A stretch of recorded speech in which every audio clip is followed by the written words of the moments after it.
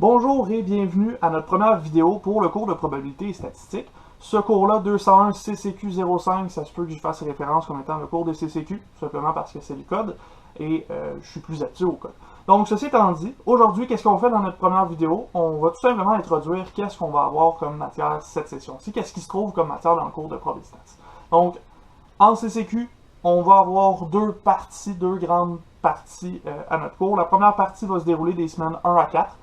Donc, dans le premier mois de la session, on va traiter complètement la partie méthode quantitative des statistiques. Donc, on va aller parler un petit peu de la méthode scientifique, de la collecte de données. Ensuite de ça, on va parler des tableaux, des graphiques, comment est-ce qu'on représente les statistiques.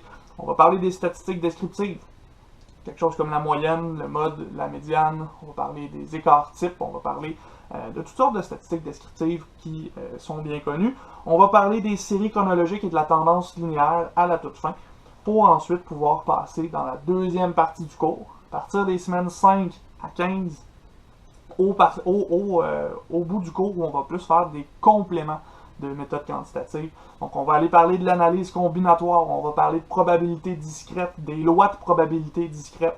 On va aller chercher aussi on va aller parler en profondeur de la loi normale. On va en avoir parlé un petit peu en méthode quantitative, mais beaucoup plus en complément de méthode quantitative. Et la loi normale va nous introduire les lois de probabilité continue, qu'on appelle. Donc on va voir qu'est-ce que c'est les lois de probabilité continue. On va parler d'estimation de paramètres aussi, estimation de la variance, estimation de l'espérance mathématique.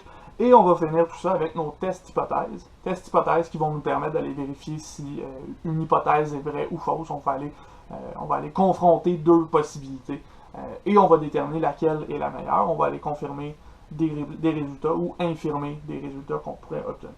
Donc, c'est le plan de match pour ce cours-ci. Dans la première vidéo, à la suite de celle-ci, lorsqu'on va vraiment commencer la matière, on va se lancer dans la partie méthode quantitative. On va aller parler notamment de nos de notre première partie plutôt méthode scientifique, où il va y avoir jusqu'à la collecte de données.